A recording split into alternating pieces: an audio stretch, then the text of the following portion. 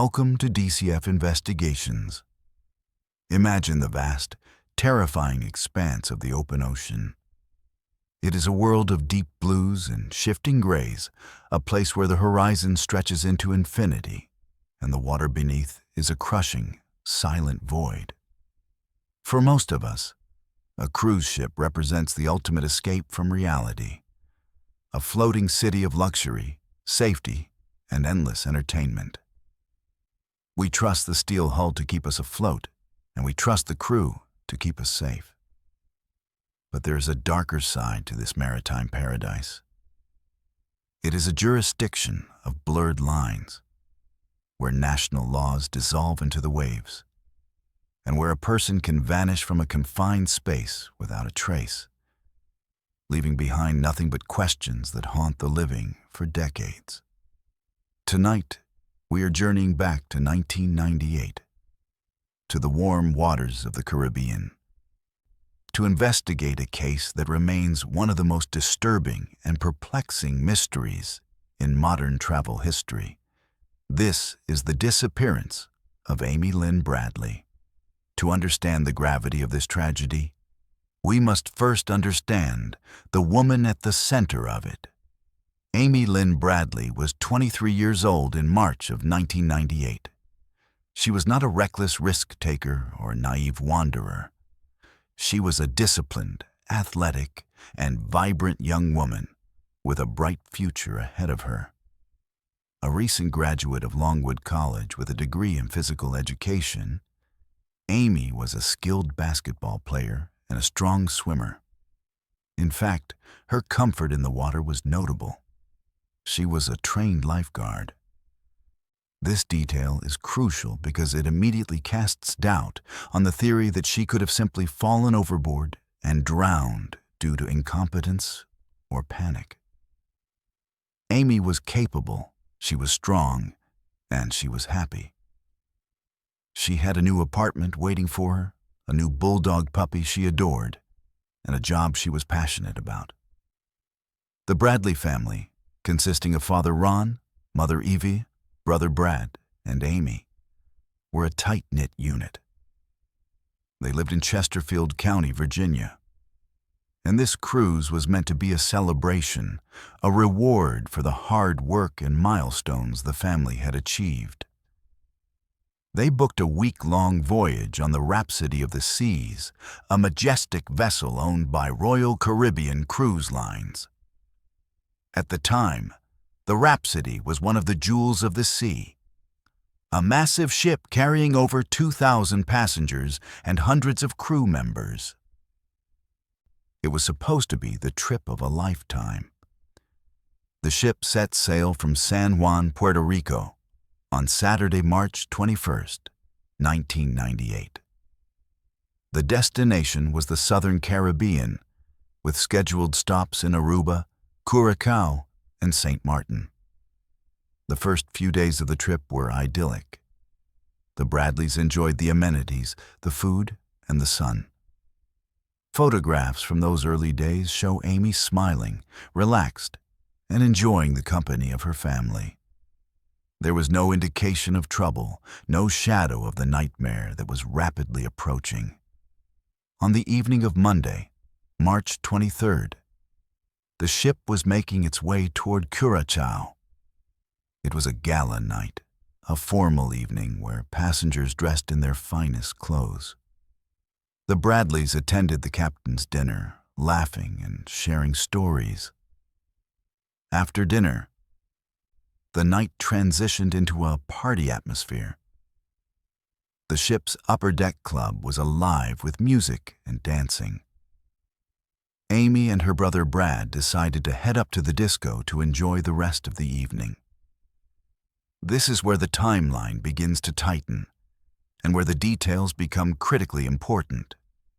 At the club, the atmosphere was festive. A live band known as Blue Orchid was playing. The band members were charismatic and popular with the guests. Amy, being social and outgoing, was seen dancing and having a good time. Witnesses, including her brother, later recalled that she was interacting with one of the band members, a bass player known by the nickname Yellow. His real name was Alister Douglas.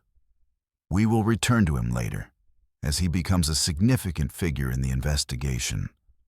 Other crew members were also present, including waiters who had reportedly been paying extra attention to Amy throughout the cruise.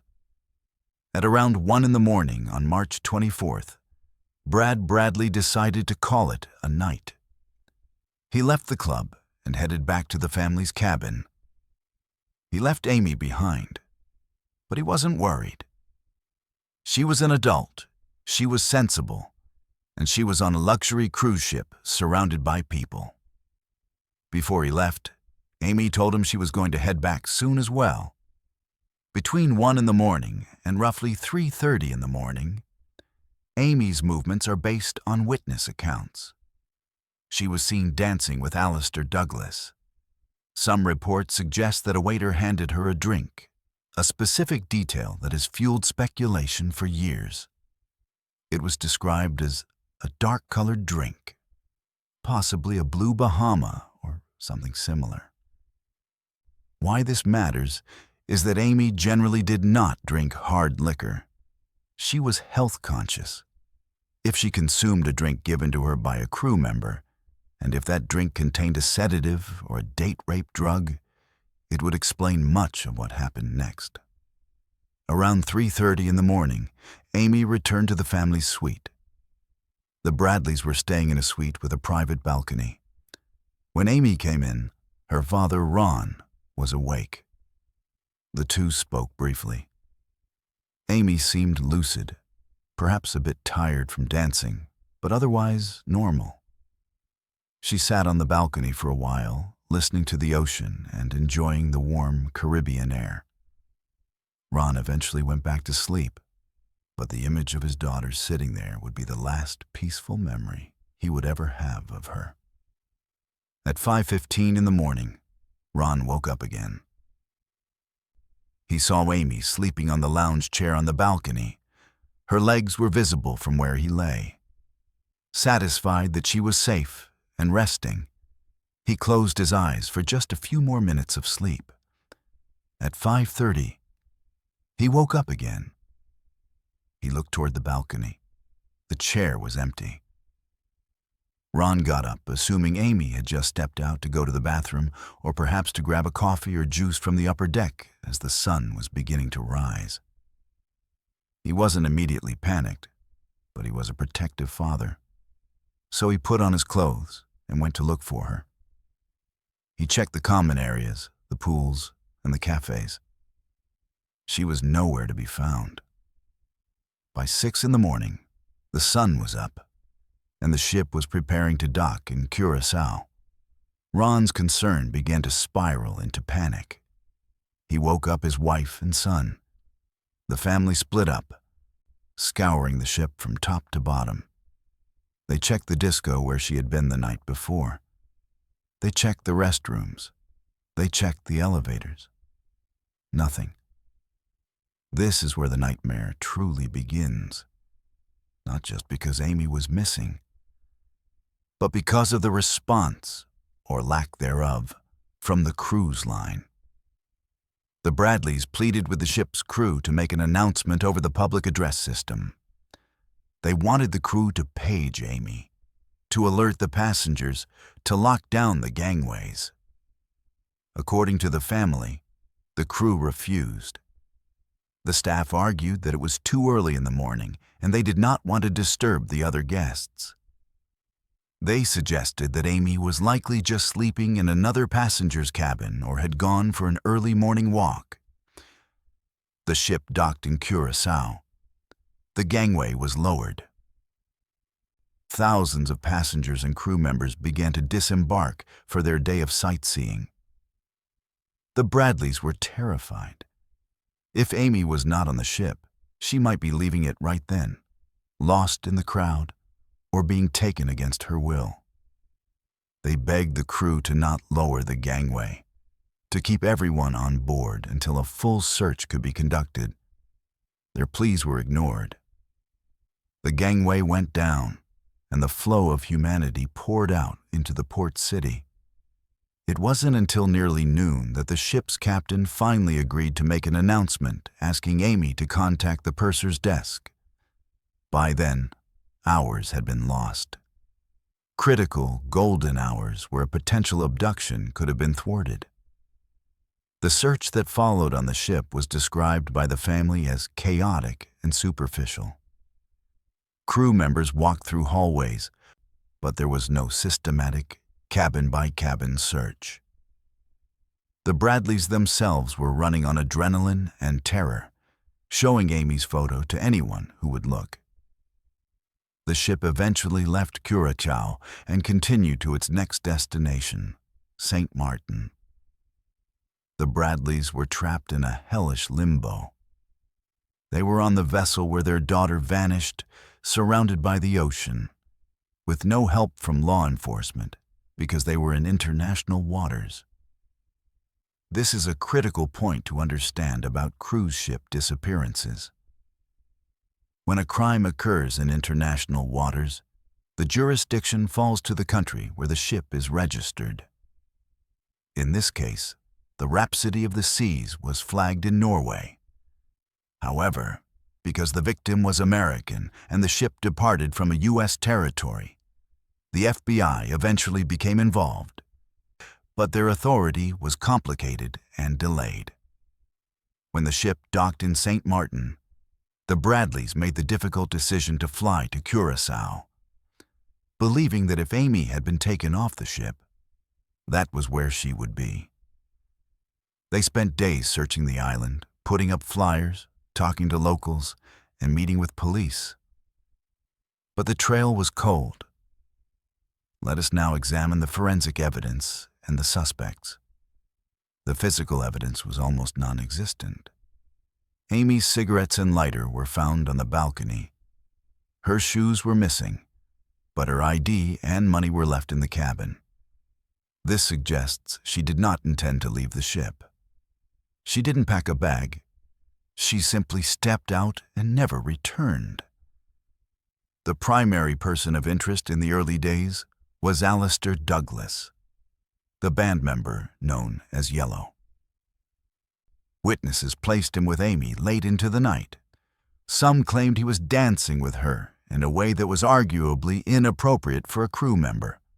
More disturbingly, witnesses reported seeing Yellow with Amy in the ship's elevator near the time she vanished. When questioned, Douglas claimed he had taken the staff elevator to the lower decks and had not seen Amy after the club closed. However, he failed a polygraph test administered during the investigation. But here is the frustration of the legal void. Failing a polygraph is not admissible in court, and without physical evidence linking him to a crime, he could not be held. He was fired by the cruise line for fraternizing with a guest, but he was never charged with a crime. Another suspicious element involves the ship's professional photographer. On the morning Amy disappeared, photos that had been taken of her during the cruise vanished from the display board. In the days of film photography on cruise ships, photos were printed and displayed for guests to purchase. The Bradleys recalled seeing photos of Amy, but when they went to buy them for the investigation, they were gone. The photographer claimed he didn't know where they went. Why would someone steal photos of a missing girl unless they wanted to keep them as a trophy or prevent them from being used for identification? As the weeks turned into months, the case went cold. But then, the sightings began. And this is where the story shifts from a simple disappearance to something far more sinister: the possibility of human trafficking. In August of 1998, 5 months after Amy vanished, a Canadian computer engineer named David Carmichael was working in Curacao. He visited a beach and saw a woman walking with 2 men. The woman looked agitated and out of place. Carmichael later saw Amy's missing person poster and was struck by the resemblance. But it was the tattoos that solidified his memory. Amy had very distinctive tattoos. A Tasmanian devil spinning a basketball on her shoulder, a sun on her lower back, a Chinese symbol on her ankle, and a lizard on her navel. Carmichael was sure he saw the tattoos. But the most compelling sighting came in 1999, more than a year after the disappearance. A member of the U.S. Navy, who visited a brothel in Curacao, reported a chilling encounter. He claimed he was approached by a young woman who looked American. She told him her name was Amy, and she begged him for help. She said she was being held against her will and could not leave. The sailor, fearing getting into trouble for being in an illicit establishment, did not act immediately. He didn't realize who she was until later when he saw a photograph of Amy Lynn Bradley.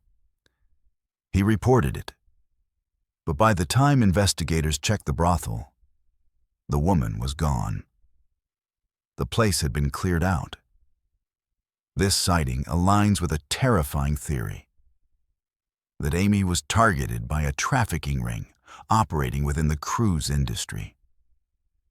The theory suggests that spotters on the ship identify potential victims, young, attractive women, and then use crew members to drug or abduct them, smuggling them off the ship at the next port. The fact that the gangway was lowered in Curacao before the ship was searched supports the possibility that she was walked right off the vessel, possibly under the influence of drugs, disguised or concealed. Years passed. The Bradleys drained their life savings hiring private investigators. They appeared on every major talk show. They kept Amy's face in the public eye. Then, in 2005, another witness emerged.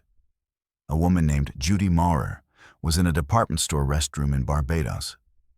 She saw a woman enter, accompanied by 3 men. The men waited outside. The woman looked terrified. Maurer said the woman approached her and said her name was Amy and that she was from Virginia. The men then entered the restroom and dragged her out. Maurer contacted the authorities, and composite sketches were drawn. But the trail again led nowhere. Perhaps the most haunting piece of evidence surfaced in 2005. The Bradley family received an email containing a photograph. The photo, seemingly taken in a hotel room or a brothel, showed a young woman in her underwear, lying on a bed. She looked disheveled, exhausted, and despondent. The resemblance to Amy was striking. The facial structure, the hairline, even the spacing of her freckles appeared to match. Experts analyzed the photo and determined it was likely Amy. The photo had been posted on an adult services website in the Caribbean.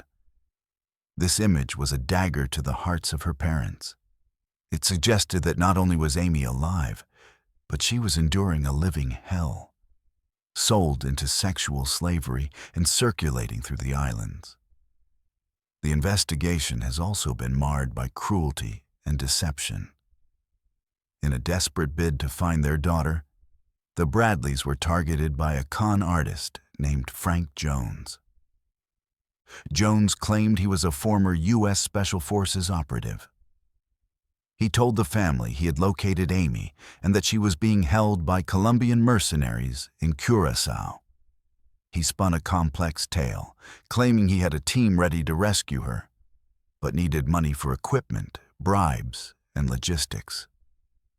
The Bradleys, desperate for hope, paid him over $200,000. Jones sent them updates, claiming he had seen Amy, that she was alive. It was all a lie. Jones had never seen her. He was pocketing the money. He was eventually exposed, arrested, and convicted of fraud. But the emotional damage to the family was irreparable. They had believed their daughter was coming home, only to find out they had been financing a predator's lifestyle. So, where does the case stand today? It has been decades since Amy Lynn Bradley walked out onto that balcony. Her parents, Ron and Eva, are getting older. They have never given up. They have never stopped searching. The FBI still has an active case file, and there is a substantial reward for information leading to her recovery. We are left with a multitude of theories, but the most plausible ones are the most terrifying. The idea that she fell overboard is largely dismissed by experts. The currents and the lack of a body suggest otherwise. Furthermore, she was a strong swimmer. If she had fallen, she would have likely screamed or been seen. The suicide theory holds no water. Her life was on an upward trajectory, and she had made future plans she was excited about.